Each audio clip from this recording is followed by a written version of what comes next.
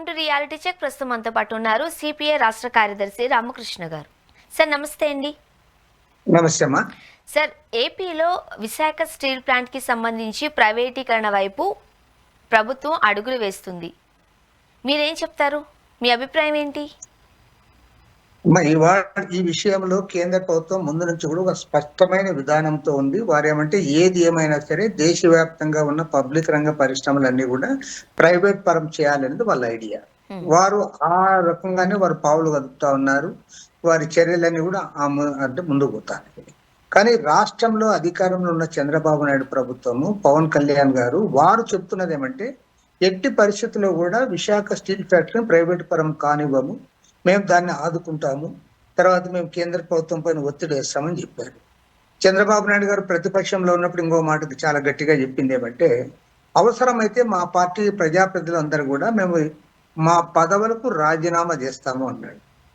దాంతో పాటు ఇంకో ముఖ్యమైన చెప్పాడు. ఆయన ఏమంటే జగన్మోహన్ రెడ్డి ఆనాడు ముఖ్యమంత్రిగా ఉన్నాడు కాబట్టి ఆయన రాసిన లెటర్లో ఆయన చెప్పింది ఏమంటే ఇవాళ దాన్ని ప్రైవేట్ పరం కాకుండా చూడాల్సిన బాధ్యత ముఖ్యమంత్రి గారి పైన ఉంది, ముఖ్యమంత్రి ఆ పని చేయాలని చెప్పి కూడా ఆనాడు డిమాండ్ చేశారు.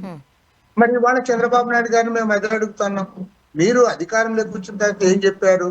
మేము 11,000 కోట్ల రూపాయలు అక్కడ సహకారం అందిస్తున్నాము కాబట్టి ప్రైవేట్ పరం ఆగిపోయినట్లే అని మీరు ప్రచారం చేశారు. కానీ ఇవాళ వాస్తవంగా అక్కడ గ్రౌండ్ లెవెల్లో జరుగుతున్నది ఏంటి? ఆల్రెడీ 3,000 మంది కాంట్రాక్ట్ కార్మికులను మీరు నిర్దాక్షిణ్యంగా తొలగించారు.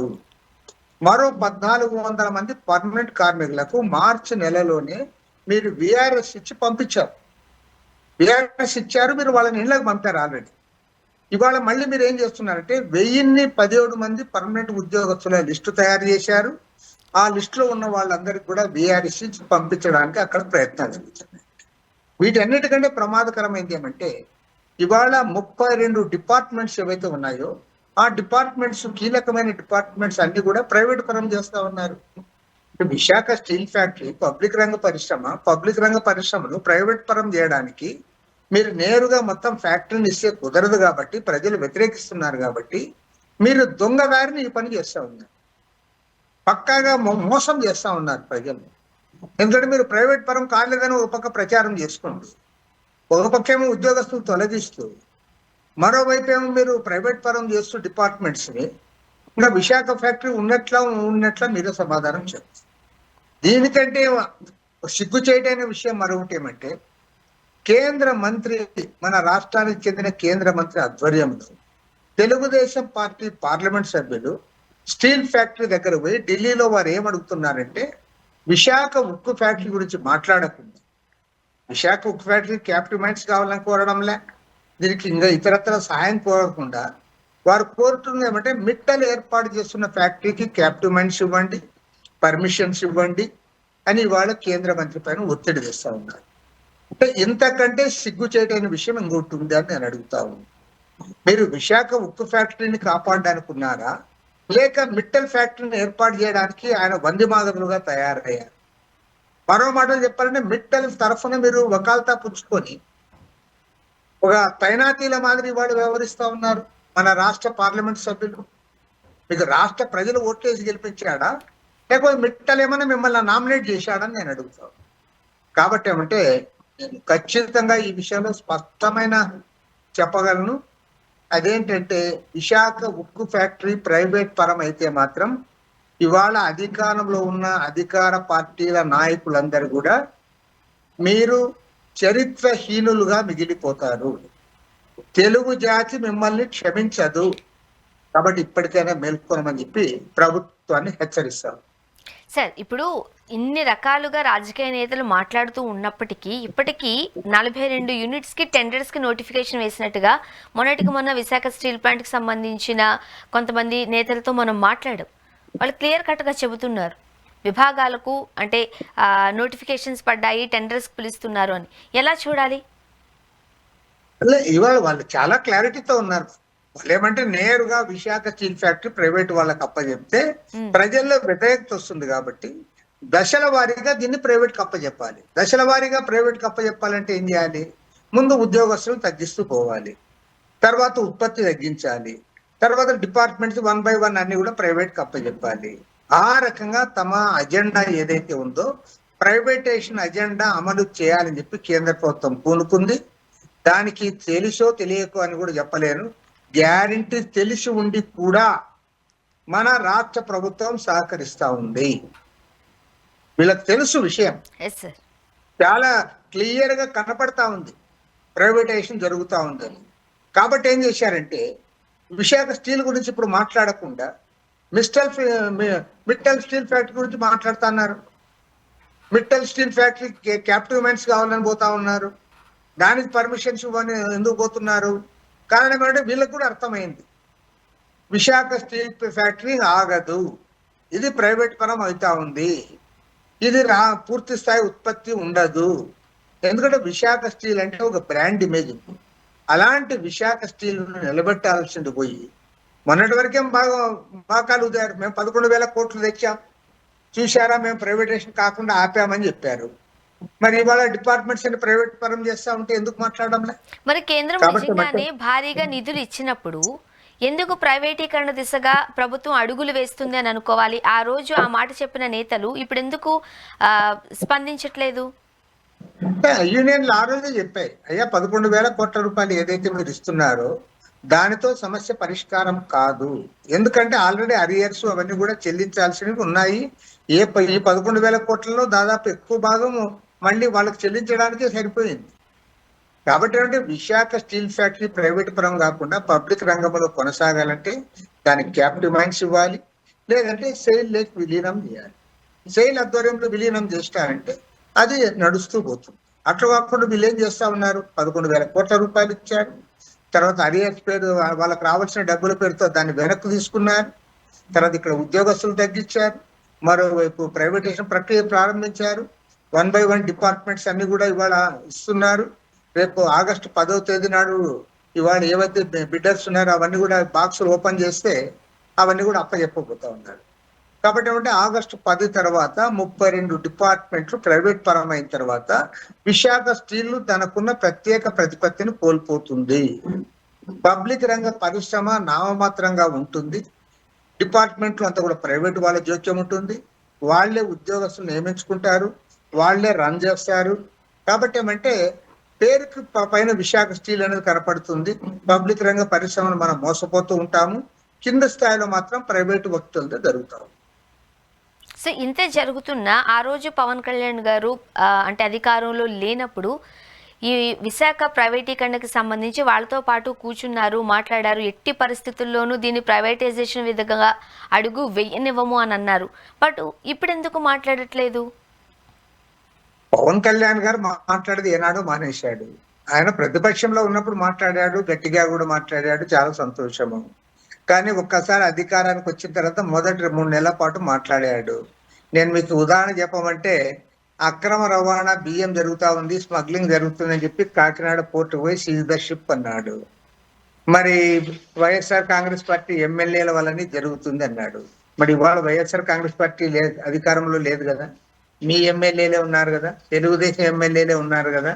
మరి ఇవాళ బియ్యం అక్రమ రవాణా జరగడం లేదా, స్మగ్లింగ్ జరగడం లేదా, కాకినాడ పోర్టు ద్వారా విదేశాలకు ఎగుమతి కావడం లేదా? మరి ఏం చేస్తా ఉన్నాడు పవన్ కళ్యాణ్? ఒకనాడన్నా మాట్లాడాడు. సీజ్ ద షిప్ అన్న పవన్ కళ్యాణ్ కనీసం సీజ్ ద లారీ అని అంటున్నాడా, లేదా సీజ్ ద ఆటో అని కూడా అనడం. కాబట్టి ఒకటి ఆయన మాట్లాడేది మానేశాడు. బీజేపీ అజెండా నెత్తికెత్తుకున్నాడు, సనాతనవాదిగా మారిపోయాడు, పెద్ద బొట్టు పెట్టుకున్నాడు. ఇప్పుడు దాని చుట్టూ అందరు రావాలని చెప్తా ఉన్నాడు. కాబట్టి ప్రజలు పెద్దగా స్పందించడం. ఇవాళ ఎప్పుడైతే నువ్వు సనాతనవాదం అని అన్నావో, ఎప్పుడైతే నువ్వు ఆర్ఎస్ఎస్ అజెండా, బీజేపీ అజెండా నెత్తిన పెట్టుకొని జనసేన అజెండా పక్కన పెట్టావు, ప్రజలు కూడా దానికి దూరంగా ఉంటారు. కాబట్టి ఇప్పుడు పవన్ కళ్యాణ్ గురించి పెద్దగా ప్రజలు ఎక్స్పెక్ట్ చేయడం లేదు. ఆయన వచ్చి విశాఖ ఉక్కు ఫ్యాక్టరీ ప్రైవేట్ పరం కాకుండా ఆపుతాడు అనే భావన ప్రజల్లో రావడం లేదు. కాబట్టి కార్మిక సంఘాలు కూడా పెద్దగా ఆయనకి ఎవరు విజ్ఞప్తి చేయడం లేదు. ఇంతతో సీఎం చంద్రబాబు నాయుడు గారు అనుకుంటే అవుతుందని కొంత వాళ్ళకు ఉంది, కానీ అసలు డిప్యూటీ సీఎం గురించి వాళ్ళు మాట్లాడమే మానేశారు. సార్, ఇన్ని పరిణామాలు జరుగుతున్నప్పుడు అసలు ప్రైవేటీకరణ ఆగుతుంది అని అనిపిస్తుందా? ఒకవేళ ఆగాలి అంటే ఏం జరగాలంటారు, ఏం చేయాలంటారు? దీనికి ఒకటి కార్మిక సంఘాలు ముందు నుంచి కూడా పోరాడుతా ఉన్నాయి. దానికి మద్దతుగా రాష్ట్రంలో అన్ని రాజకీయ పార్టీలు, ట్రేడ్ యూనియన్స్ వారికి మద్దతుగా ఉన్నాయి. ఇవాళ రాష్ట్ర ముఖ్యమంత్రి గారు ఆయన పట్టుదలతో దీనికోసం కృషి చేయాల్సిన అవసరం ఉంది. ఆయన అది చేయకుండా దాన్ని ఏదో జరుగుతుందిలే అది కేంద్ర ప్రభుత్వం వాళ్ళు చూసుకుంటారులే అని వదిలిపెట్టినారంటే, కేంద్ర ప్రభుత్వంలో అధికారంలో ఉన్న వాళ్ళకి ఏమవుతుందో నాకు తెలియదు, కానీ నేను మాత్రం గ్యారంటీ చెప్తా, తెలుగు ప్రజలు ఎవరు దీన్ని క్షమించారు.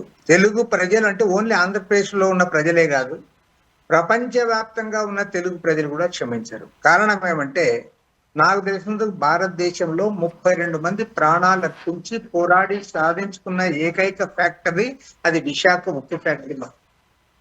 అలాంటి తెలుగు ప్రజల ఆత్మగౌరవానికి ప్రతీక అది. అది ప్రైవేట్ పరం అయితే కూడా నేను చూస్తూ ఉంటానులే, నాకు రాజకీయంగా పెద్ద ఇబ్బంది లేదులే, అది నేను కాదు కదా చేసేది, ఆ పాడు పని చేసేది వాళ్ళు కేంద్రంలో ఉండేవాళ్ళు కదా, కేంద్రంలో అధికారంలో ఉన్న వాళ్ళు ఏం చేసినా అది వారికే దక్కుతుంది అని అనుకుంటే తప్పు. ఇవాళ కేంద్రంలో ఎన్డీఏ ప్రభుత్వం అధికారంలో ఉంది, రాష్ట్రంలో కూడా ఎన్డీఏ ప్రభుత్వం అధికారంలో ఉంది. పైగా మీరు డబుల్ ఇంజన్ సర్కార్ అని చెప్పుకుంటా ఉన్నారు. మరి డబుల్ ఇంజన్ సర్కార్ ఇవ్వండి, మీ హయాంలో ఇది ప్రైవేట్ పరం అయితే మాత్రం ఖచ్చితంగా ఇది మాయని మచ్చగా మిగిలిపోతుంది, చరిత్రహీనులుగా మిగిలిపోతారు. కాబట్టి నేను ముఖ్యమంత్రి గారు విజ్ఞప్తి చేస్తా ఉన్నా, మరోమారు విజ్ఞప్తి చేస్తా ఉన్నా, ఇప్పటికైనా మేల్కొనండి, కేంద్ర ప్రభుత్వంలో ఒత్తిడి రావడానికి పూనుకోండి, అవసరమైతే అన్ని పార్టీలను కూడా కూడగట్టండి. ఆ రకంగా అందరి మద్దతుతో దీన్ని కాపాడుకోవడానికి ముందుకు రావాలని చెప్పి, రాజకీయాలకు అతీతంగా ఏదో అధికారంలో ఉన్న వాళ్ళపైన 4 రాళ్ళు వేయాలనే ఉద్దేశంతో కాకుండా ఒక సదుద్దేశంతో చెప్తా ఉన్నా, విశాఖ ఉక్కు ఫ్యాక్టరీని కాపాడుకోవడానికి అందరం కలిసి, ఇంక్లూడింగ్ బీజేపీ, ఈవెన్ బీజేపీని కూడా కలుపుకోవాలి. ఎందుకంటే ఇవాళ కేంద్రంలో అధికారంలో ఉన్న పార్టీ, రాష్ట్రంలో కూడా వాళ్ళ అధికారంలో పాల్పంచుకుంటున్నారు. కాబట్టి అన్ని రాజకీయ పార్టీలు విత్ వన్ వాయిస్, ముక్త కంఠంతో మనం కేంద్ర ప్రభుత్వం పైన ఒత్తిడి తేవాలి, అందుకు కలిసి రావాలి. వైఎస్ఆర్ కాంగ్రెస్ పార్టీ ప్రతిపక్ష పార్టీ, కాంగ్రెస్ పార్టీ కూడా సెంట్రల్లో ప్రతిపక్ష పార్టీ, అందరినీ కలుపుకొని ముందుకు సాగాలని చెప్పి కోరుతాం. ఓకే సార్, నెక్స్ట్ మనం ఏపీలో శ్రీశైలం ఎమ్మెల్యే గారి ఇన్సిడెంట్ మీరు విన్నారు. అనుచరులు ఆ అటవీ సిబ్బందిపై చేసిన దాడికి సంబంధించి మీరేమంటారండి? వారిని అంటే కొట్టారు, కిడ్నాప్ చేశారు, వాళ్ళ దగ్గర ఉన్న వాకీ టాకీస్ లాగేసుకున్నారు, అంత దౌర్జన్యంగా అనుచరులు ప్రవర్తించడాన్ని మీరేమంటారు? ఇది ఒక అరాచక పాలనగా కనపడతాం.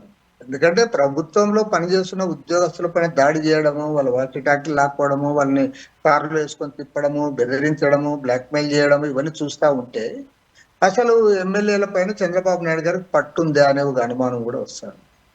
చంద్రబాబు నాయుడు గారు గతంలో కూడా ముఖ్యమంత్రిగా ఉన్నాడు, ఏనాడు కూడా ఈ రకంగా ఎవరైనా ప్రవర్తిస్తే వారిని ఆయన దాన్ని అనుమతించేవాడు కాదు, పైగా దాన్ని ఖండించేవాడు. మరి ఈసారి ఏమో కానీ అదే మరి ఇవాళ ఎమ్మెల్యేల పైన చంద్రబాబు నాయుడు గారు ఒక రకంగా చెప్పండి నియంత్రణ కోల్పోతున్నాడు. ఎందుకంటే ఇవాళ మీరంటారు శ్రీశైలం ఎమ్మెల్యేనే కాదు, చాలా మంది ఎమ్మెల్యేలు వాళ్ళ హద్దుల మీద ప్రవర్తిస్తూ ఉన్నారు. ఉదాహరణకు అనంతపురం ఎమ్మెల్యే చూస్తే ఓపెన్ గా మహిళలను కూడా కించపరిచేటట్టు మాట్లాడే స్థాయికి దిగజారాడు, బెదిరింపులకు పాల్పడతా ఉన్నాడు, కబ్జాలకు పాల్పడతా ఉన్నాడు, ఇతరుల ఆస్తులు ఆక్రమించుకోవడానికి ఇవాళ యథేచ్ఛగా ముందుకు సాగుతా ఉన్నాడు. తర్వాత చాలా మంది ఎమ్మెల్యేలు ఈ అక్రమ మార్కెటింగ్, తర్వాత లిక్కర్ దీంట్లో అన్నిట్లో కూడా వాళ్ళు పూర్తి స్థాయి ఇన్వాల్వ్ అయ్యి ఎవరైతే ఉంటారో వాళ్ళని బెదిరించే స్థాయికి కూడా పోతా ఉన్నారు. అంటే గతంలో ఇట్లాంటివి జరగలేదని కాదు, గతంలో ఏవైనా జరిగినప్పుడు చంద్రబాబు నాయుడు గారు ముఖ్యమంత్రిగా ఉంటే వాళ్ళని పిలిచి దండించడము, దానిపైన యాక్షన్ తీసుకోవడం చేస్తాము. తర్వాత ఇవాళ వాళ్ళు ఎవరు భయపడడంలా. దాదాపు 5-6 మాసాలుగా చంద్రబాబు నాయుడు గారు పదే చెప్పినట్లుగా పేపర్లో వస్తున్నాయి వార్తలు. నిన్న కూడా క్యాబినెట్లు మాట్లాడినట్లు వార్తలు వచ్చినాయి. మీరు ఎమ్మెల్యేలు అందరినీ కూడా అద్దుల్లో పెట్టుకోవాలా. ఎవరు అద్దుల్లో పెట్టాలంటే ఇన్ఛార్జ్ మినిస్టర్లు అద్దుల్లో పెట్టాలి. అసలు ముఖ్యమంత్రి చంద్రబాబు నాయుడు అద్దుల్లో పెట్టలేకపోతున్నాడు వాళ్ళని, అట్లాంటిది ఇన్ఛార్జ్ మినిస్టర్లు వాళ్ళేం అద్దుల్లో పెడతారు ఎమ్మెల్యేలని. కాబట్టి ఏమంటే ఇది తన మీద ఉన్న బాధ్యతను వాళ్ళ మీద వేయడమే. ఇన్ఛార్జ్ మినిస్టర్ చెప్తే వినేవాడేవాడు, అసలు జిల్లా మినిస్టర్ చెప్తేనే ఎమ్మెల్యేలు ఎవరు వినడంలే. అట్లాంటిది ఇన్ఛార్జ్ మినిస్టర్ చెప్తే చంద్రబాబు నాయుడు గారు చెప్పాలి, లేదంటే లోకేష్ చెప్పాలి. వాళ్ళు చెప్తే ఏమన్నా వింటారేమో కానీ ఇన్ఛార్జ్ మినిస్టర్లకు బాధ్యత ఇస్తున్నాను, మీరు ఎమ్మెల్యేలు కంట్రోల్ చేయండి, ఎమ్మెల్యేల వల్ల చెడ్డ పేరు వస్తుంది, ఎమ్మెల్యేలు అద్దులు మీరు ప్రవర్తిస్తా ఉన్నారు, ఎమ్మెల్యేలు అరాచకాలకు పాల్పడుతున్నారని చంద్రబాబు నాయుడు గారు కూడా మన మాదిరి మనం కదా మీడియాలో మాట్లాడితే ఆయన కూడా మాట్లాడితే క్యాబినెట్ లో దానివల్ల ఉపయోగం లేదు. నేను సీఎం గారికి ఒకటే చెప్తా ఉన్నా, ఇవాళ మీ వారు అద్దు మీరు ప్రవర్తిస్తున్నారు, ఎవరు అద్దు మీరు ప్రవర్తిస్తున్నారు మీ దగ్గర సమాచారం ఉందని చెప్తున్నారు. మీరు ఈ 15 నెలల కాలంలో మీరు ఏ ఒక్కరిపైన యాక్షన్ తీసుకోలేదు. మీరు యాక్షన్ తీసుకోకుండా, మీరు చర్య తీసుకోకపోకుండా మీరు పోయి ఆ ఇన్ఛార్జ్ మినిస్టర్ వాళ్ళని కంట్రోల్ చేయాలంటే అది జరిగే పని కాదు. ఈ ప్రభుత్వం మరింత అప్రతిష్ట పాలవుతుందని కూడా నేను చెప్పగలను. ఇప్పుడు మనం శ్రీశైలం ఆ ఇష్యూ చూసినట్లయితే అటవీ శాఖ మంత్రిగా ఉన్న పవన్ కళ్యాణ్ గారు ఎవరైతే ఎమ్మెల్యే అనుచరులు చేసిన దౌర్జన్యానికి సంబంధించి ఇప్పటి వరకు స్పందించలేదు. వీళ్ళైతే ఒక లెటర్ ఇచ్చినట్టుగా కూడా చెబుతూ ఉన్నారు, అయినప్పటికీ పల్లెత్తు మాట అనలేదు. మరి సంబంధిత మంత్రులే మాట్లాడకపోతే అప్పుడు ఏం చేయాలి?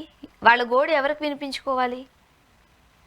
ఖచ్చితంగా ఈ విషయంలో పవన్ కళ్యాణ్ స్పందించాలి. ఎందుకంటే ఇది ఆయన డిపార్ట్మెంట్ కి సంబంధించిన సబ్జెక్ట్ కాబట్టి, ఆయన ఫారెస్ట్ మినిస్టర్ కాబట్టి ఫారెస్ట్ అధికారులను, ఫారెస్ట్ కింది స్థాయి ఉద్యోగస్తులను వారు బెదిరించినప్పుడు, అందులో ఒక అధికార పార్టీ ప్రజాప్రతినిధి బెదిరించినప్పుడు దానిపైన కంప్లైంట్ వస్తే, కంప్లైంటే రానక్కర్లా, ఈవెన్ మీడియాలో వచ్చినా కూడా వెంటనే దానిపైన చర్య తీసుకోవాల్సిన బాధ్యత మాత్రం అది పవన్ కళ్యాణ్ పైన ఉంది.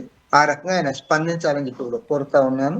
ఆయన తెలుగుదేశం పార్టీ ఎమ్మెల్యే కాబట్టి ఈయన నేను స్పందించలేనంటే అది ప్రజలు అపార్థం చేసుకుంటారు. అదే వైసీపీ ఎమ్మెల్యే అంటే మీరు ఊరికే ఉన్నారు కదా, వెంటనే వెంటబడిందరు కదా, కేసులు పెట్టిందరు కదా, జైల్లో పెట్టిందరు కదా. మరి అంటే ఒక చట్టం అనేది అందరూ ఒక్కొక్క రకంగా ఉంటుంది కాబట్టి ఏమంటే పవన్ కళ్యాణ్ గారు ఈ విషయంలో పూర్తి స్థాయిలో స్పందించాలని చెప్పి కూడా నేను డిమాండ్ చేస్తాను. అండ్ మొన్న ఆగస్టు 15కు స్త్రీ శక్తి అనే పథకం ద్వారా నారా లోకేష్ గారు చాలా క్లియర్గా చెప్పారు, రాష్ట్రంలో మహిళలను అగౌరవపరిచే విధంగా ఎవరైనా మాట్లాడితే అది కనీసం సినిమాలో డైలాగ్ ఉన్నా సరే మేము సహించబోము, చాలా కఠినమైన చర్యలు తీసుకుంటాము అని. ఇప్పుడు ఎవరైతే జూనియర్ ఎన్టీఆర్ గారు మదర్కి సంబంధించి, అమ్మగారికి సంబంధించిన వ్యాఖ్యలు చేశారో అనంతపురం జిల్లా ఎమ్మెల్యే గారు, సో బయట వ్యక్తి కూడా కాదు, ఒక సెలబ్రిటీ హోదాలో ఉన్న ఒక పర్సన్ తల్లి గారు, వాళ్ళ కుటుంబానికి చెందిన వ్యక్తే. సో అంత దుర్భాషలాడారు, పరుష పదజాలం వాడారు, ఆడియో అంతా విన్నారు. దాన్ని అది ఏ అయి ఉండొచ్చు, మా ఆడియో కాదు, ఇలాంటి వర్షన్స్ వినిపించారేమో తప్ప ఇప్పటి వరకు కూటమికి సంబంధించిన నేతలు కావచ్చు, లేకపోతే చంద్రబాబు నాయుడు గారు కావచ్చు, లోకేష్ గారు కావచ్చు, ఎవరు ఒక్క మాట కూడా మాట్లాడలేదు. ఇప్పటికీ ఎలా చూడాలంటారు? బయటి వారా, లేదంటే వారి కుటుంబ సభ్యులా, లేదంటే వారి పార్టీ సభ్యులు అనేదే కాదమ్మా, మహిళలు ఎవరినైనా సరే వాళ్ళు గౌరవించాల్సిన బాధ్యత ప్రతి ఒక్కరికి ఉంది. ఎమ్మెల్యేకి కూడా ఉంది, ఎంపీకైనా ఉంటుంది. ఎవరైనా సరే సభ్య సమాజంలో మహిళలు గౌరవించాల్సిన బాధ్యత ఉంది. ఇవాళ జూనియర్ ఎన్టీఆర్ వారి తల్లినే కాదు, అక్కడ స్థానికంగా ఇతరుల విషయంలో కూడా అలాగే ప్రవర్తించాడు ఎమ్మెల్యే. ఇతరుల ఒక ముస్లిం డాక్టర్స్ ఉన్నారు, ఇద్దరు వైఫ్ అండ్ హస్బెండ్ డాక్టర్స్, వాళ్ళ విషయంలో కూడా ఇలాంటి వల్గర్ లాంగ్వేజ్ యూజ్ చేసి అతను అవన్నీ కూడా రికార్డ్ చేశారు.